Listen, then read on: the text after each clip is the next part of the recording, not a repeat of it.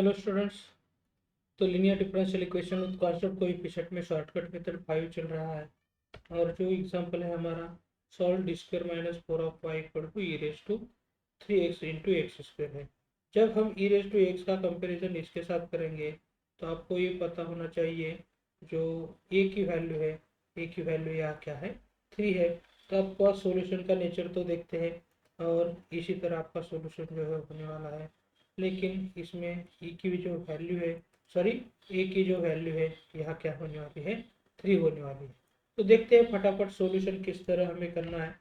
यहाँ given differential equation को as it is लिखना है। फिर ये डी स्क्वायर माइनस 4 जब जीरो के साथ इक्वेट करेंगे तो ये इसी तरह आपका एक्सिलरी इक्वेशन होने वाला है। लेकिन ये डी स्क्वायर माइनस 4 जो है वही डी स्क्वायर माइनस 4 हम कैसे लिख सकते हैं, इसमें ये जो 4 है वही 4 हम कैसे लिखने वाले हैं, 2 का स्क्वायर ऐसे लिख सकते हैं।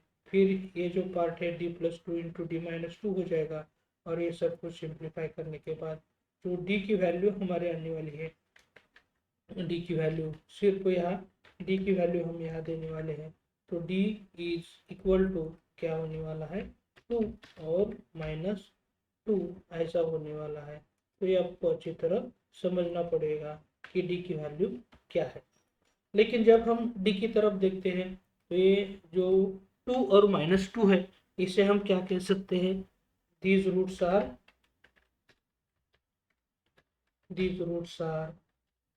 रियल एंड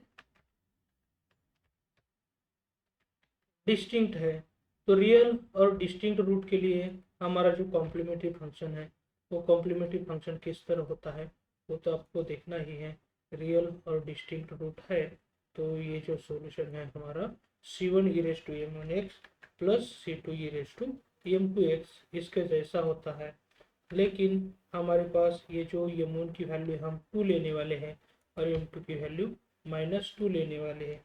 तो इसी तरह आपका ये c1 ई रेज टू क्या हो जाएगा, 2x हो जाएगा, plus c2 e raise to क्या होने वाला है, -2x होने वाला है। और इसी तरह आपको ये कॉम्प्लीमेंट्री फंक्शन को फाइंड आउट करना। अब ये जो पर्टिकुलर इंटीग्रल है, पर्टिकुलर इंटीग्रल का ये 1/f(x) into x of x formula है, ये तो मालूम ही है आपको। तो यहाँ डी स्क्वायर माइनस 4 जो है ये एफ ऑफ डी की जगह हम पुट करने वाले हैं। और ये जो पार्ट है ये raise to 3x into x square, ये जो फंक्शन एक्स ऑफ एक्स है इसके जगह वो आने वाला है। तो यहाँ क्या करना है, रिप्लेसमेंट ऑफ करना ही है। लेकिन ई रेज टू एक्स बाहर आ जाएगा। लेकिन यहाँ ई रेज टू एक्स की जगह ई रेज टू 3x है तो ये की जगह हम यहाँ क्या लेने वाले हैं, ये के जगह 3 लेने वाले हैं। तो आप यहाँ देख सकते हैं हम ए का रिप्लेसमेंट 3 से कर रहे हैं तो यहाँ भी ए का रिप्लेसमेंट 3 से करना पड़ेगा। तो ये जो डी है थोड़ा सा कलर चेंज हुआ है, इसलिए हम क्या करते हैं उसका कलर भी मेंटेन होने के लिए ये डी की कलर है वो उसके जैसा ही दे रहे हैं। तो ये जो आपका पर्टिकुलर इंटीग्रल है वो किस तरह चेंज होके आने वाला है ये तो आपको अच्छी तरह देखना ही है।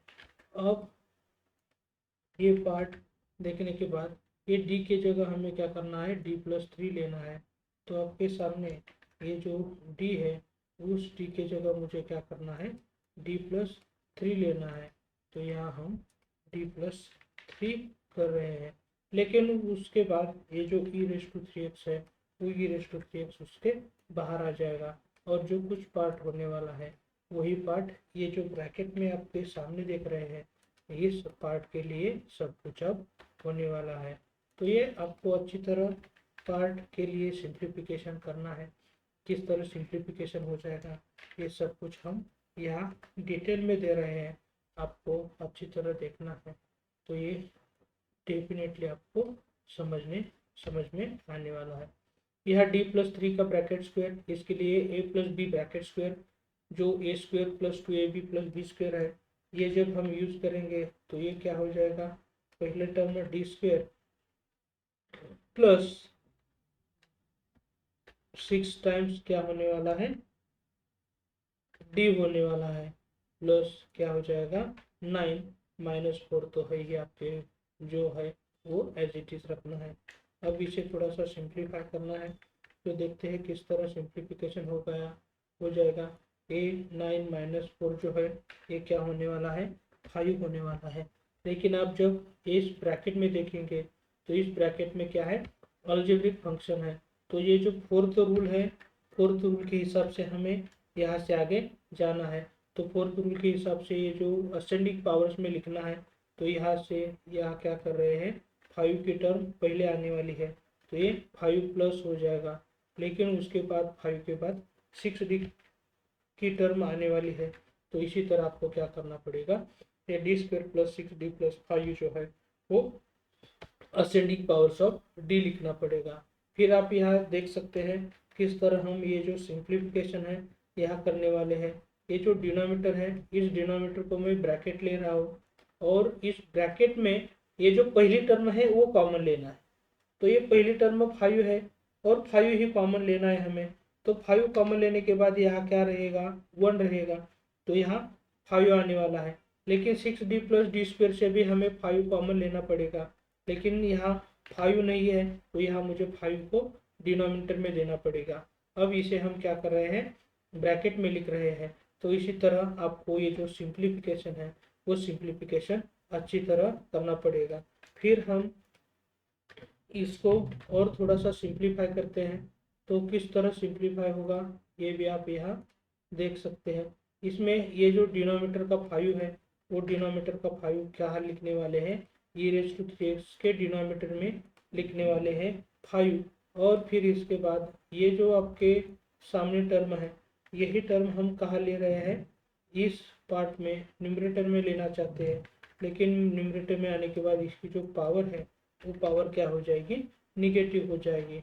अब इसे मुझे सिंप्लीफाई करना है।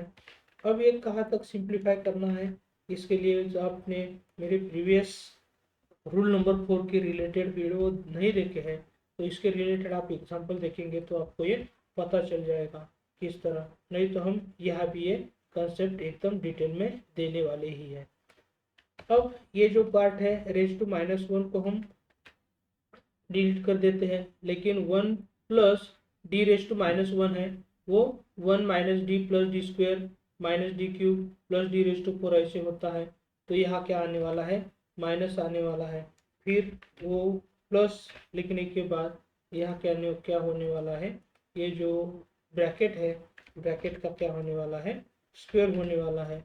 माइनस करने के बाद फिर यहाँ क्या होने वाले हैं, इनफाइनाइटली मेनी टर्म्स आने वाले हैं।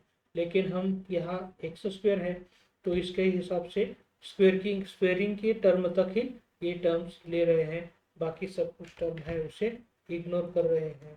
अब यहाँ आप भी देख सकते हैं ये जो टर्म है इसे हम ब्रैकेट से बाहर ले सकते हैं, और ये जो पार्ट है इसको स्क्वेयर करने के लिए फिर आपको a + b ब्रैकेट स्क्वेयर का यूज करना पड़ेगा। फिर आप देख सकते हैं 6D का स्क्वायर, ये 36D² हो जाएगा। प्लस 2ab जैसा करेंगे तो ये 2 × 6D × d², ये क्या हो जाएगा, 12 और d³ हो जाएगा।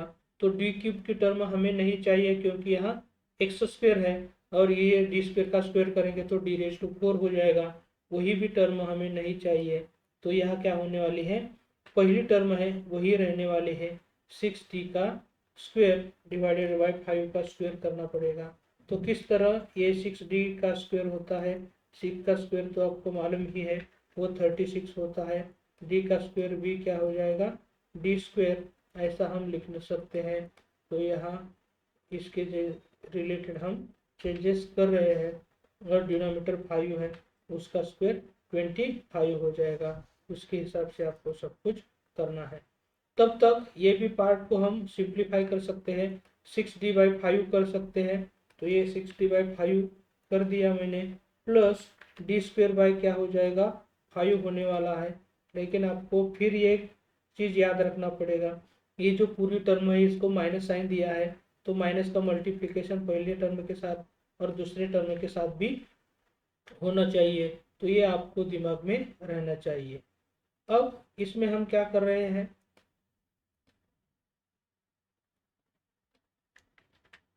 ये जो same terms of powers of d जो है वो यहाँ देखेंगे तो ये माइनस डी स्क्वेयर बाई 5 और 36 डी स्क्वेयर बाई 25 है। तो यहाँ क्या हो जाएगा, एलसीएम निकालने के लिए यहाँ मुझे 5 से मल्टीप्लाई करना पड़ेगा। तो ये -5 डी स्क्वेयर बाई 25 हो जाएगा और ये 36 डी स्क्वेयर बाई 25।